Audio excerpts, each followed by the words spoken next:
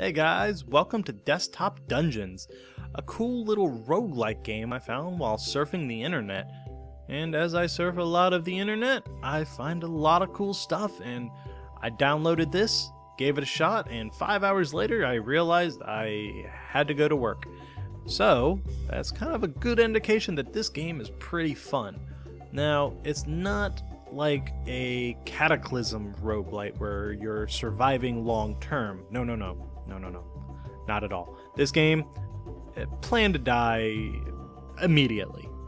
And then the second time, immediately. And so on and so forth. And you get the idea. This game isn't meant for long-term survival.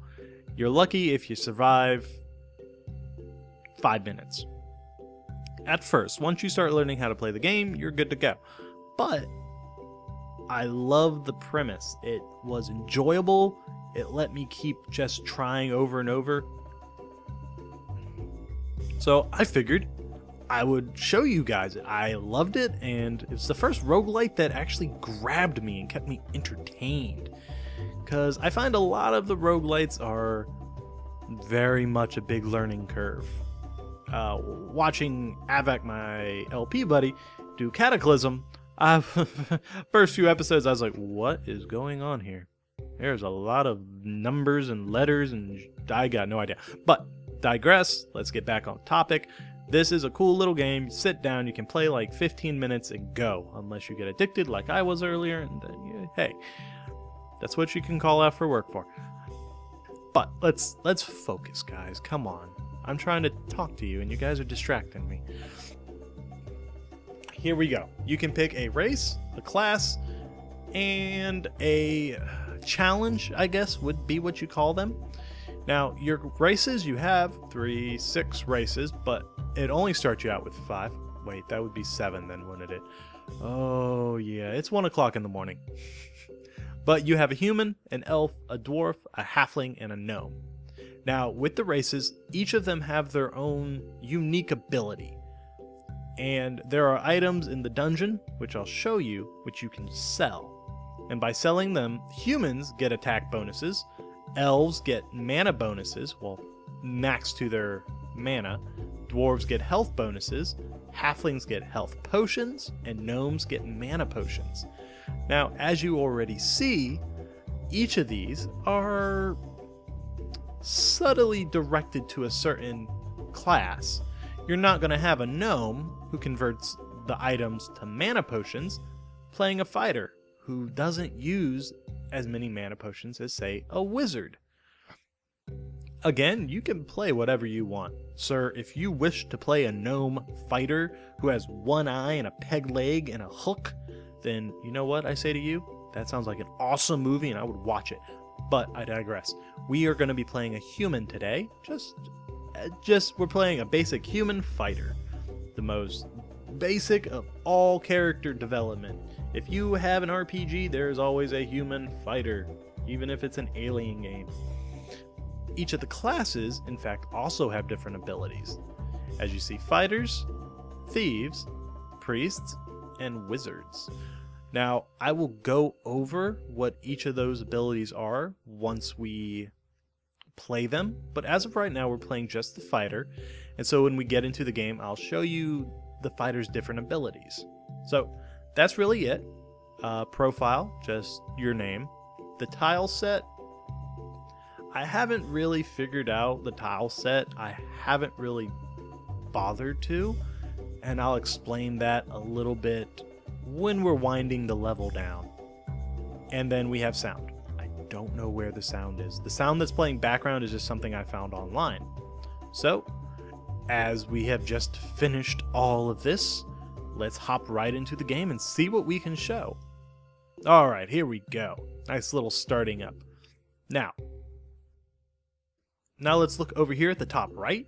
We have the Jester, who's looking just quite dapper in his horned helm and his little sword and his little shield.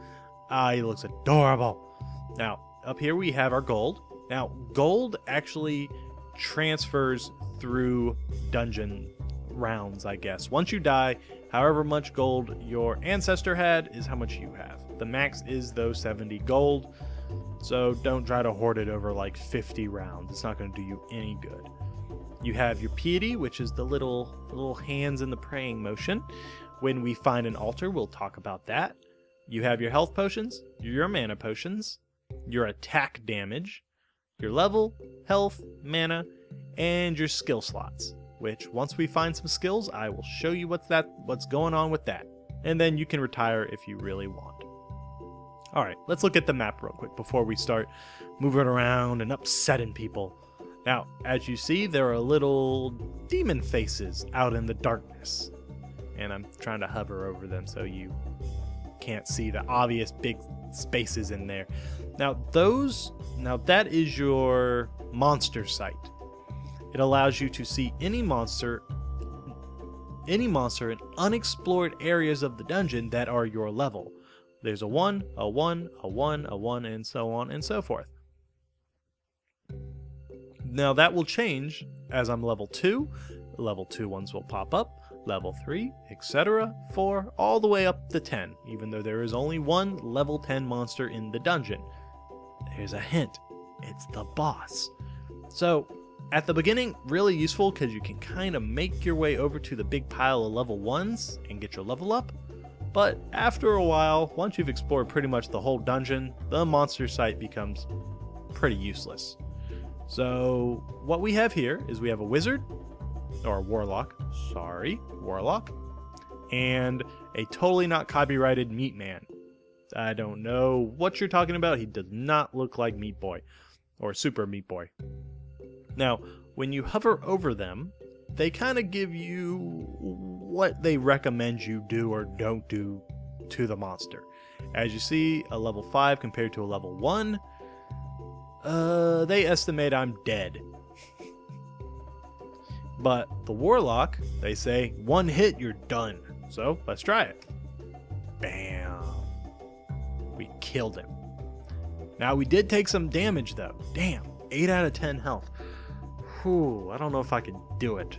And I don't want to use a health potion, because, I mean, health potions do a lot, and we want to save that, right? Can we wait? No, we can't wait. There's no wait button. What do we do? Oh, that's right. If you explore the world or the dungeon, you regain your health and mana. As we're a fighter, it doesn't really worry about mana, but you get the general premise. So the game comes down to being strategic with your exploration. You don't want to explore the whole dungeon at the very beginning, because then you run out of places to heal, and then you have to start using your health potions, and that's just never really a good idea. You really want to save as much of the health potions as you can for the final boss, which hopefully we see. But I've really explained everything that's on here right now, other than the goblin in the bottom right. So let's start exploring and see what we can find.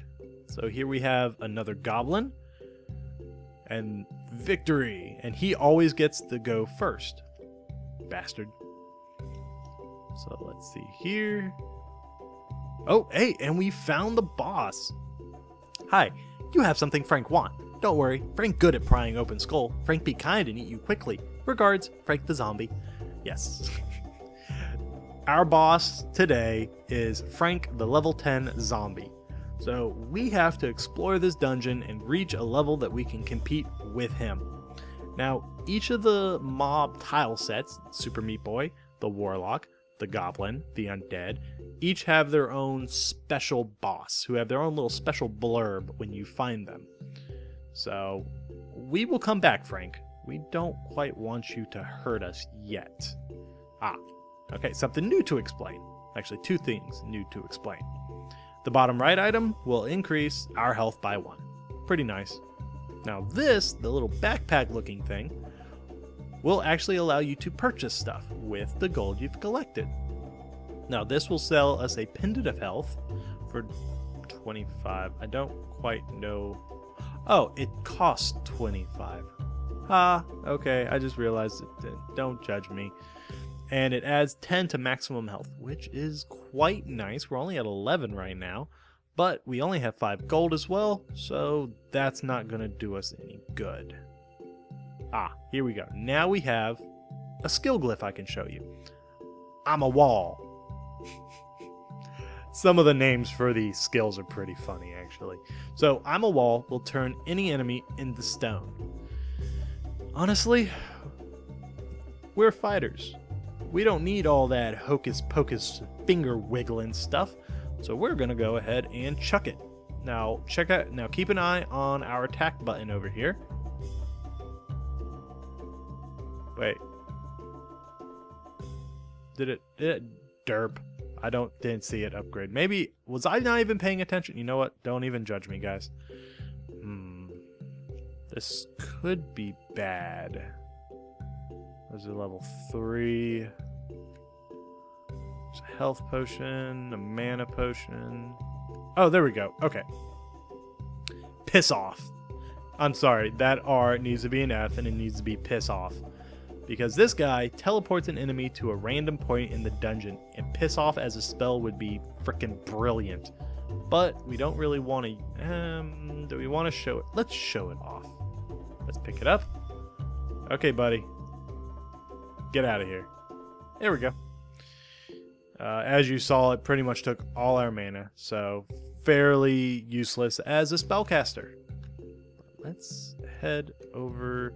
Now, the thing is you want to be very careful when you're progressing through the dungeon, because if you move too fast, well, let me just tell you, it's not going to end well.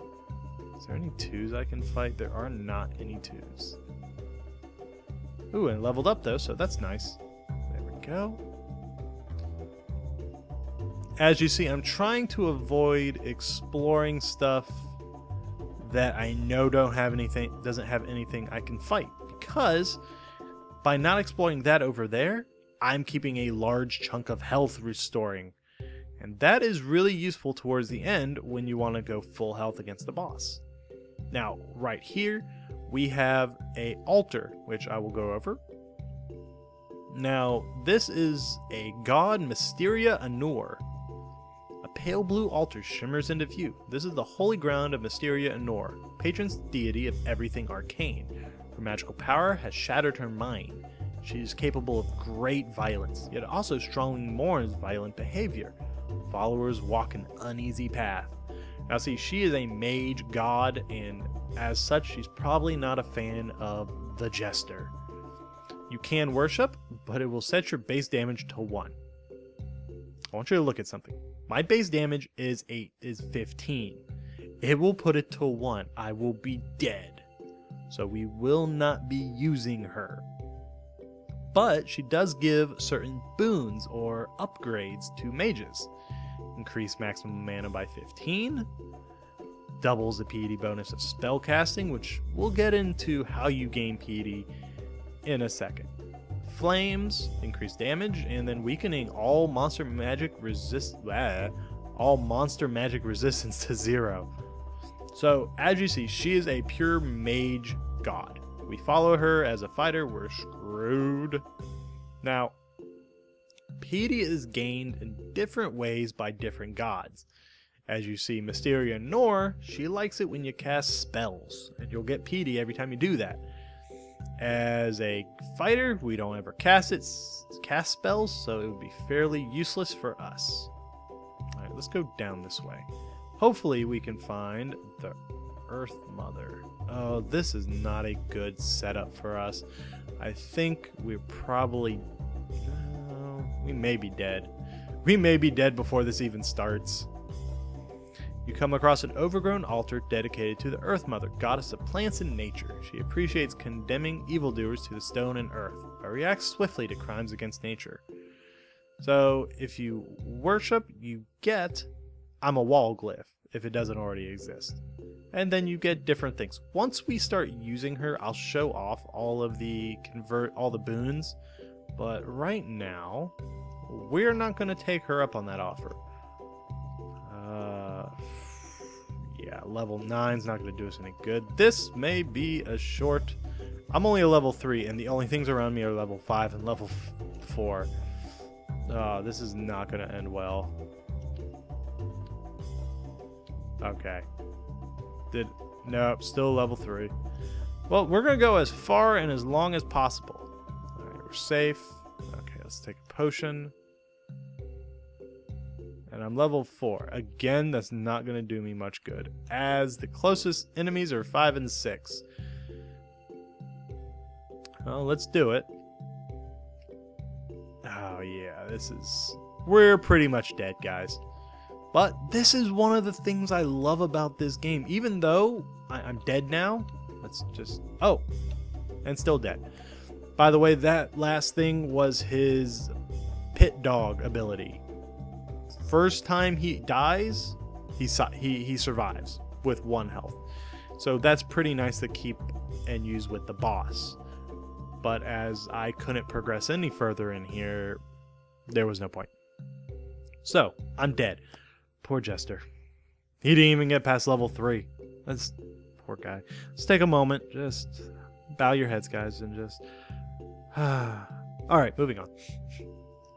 Now we come to the death screen. We see Jester, the human fighter. You get a score based on how much damage you did, how many monsters you killed, if you killed the boss, how much you explored, how many monsters you petrified, which is a spell you can get in the game. But it confuses me as why it's the only spell that counts as points, and your character level. And then we have awards. The more things you do or don't do in the game will dictate what rewards you get. As we really didn't do anything, the only perk we got was lay off the spirits, which I didn't consume any mana potions. And our total score is 4,400. Pretty lousy. But let me just talk real quick about the game itself, and then I'll let you guys go. Now, Desktop Dungeon, as you see here, is actually the early alpha of the game. It is the first thing of the game they put on the web, well, not the website, well, yeah, the website, but the internet in general. And they are actually still working on it, upgrading it. They are in closed beta as we speak. And I wanted to try to demo to see if I wanted to, shell out $10, as I'm poor as any college student usually is. But the game that they are working on now, compared to this, looks fantastic. And I really want to hear your guys' feedback. If you want to see more of these videos, I might consider pre-ordering and getting the beta. I'll get access to closed beta. So I'd love to hear what your guys' opinion on it are. And if you want me to run you through a level or run you through an episode, put your name down and what class and what race you want to play as. And I'll do a short 15-minute episode just in case you die immediately. I wouldn't want you guys to die immediately and then only have 2-minute episode. So, put it in the comments if you're interested in it. If not, the Jester will be dying more and more often. But guys, this has been everything I wanted to show you this first episode. I hope you enjoyed it. I hope the game looks fun, and I'll post a link in the description for the site. But until then, guys, safe travels.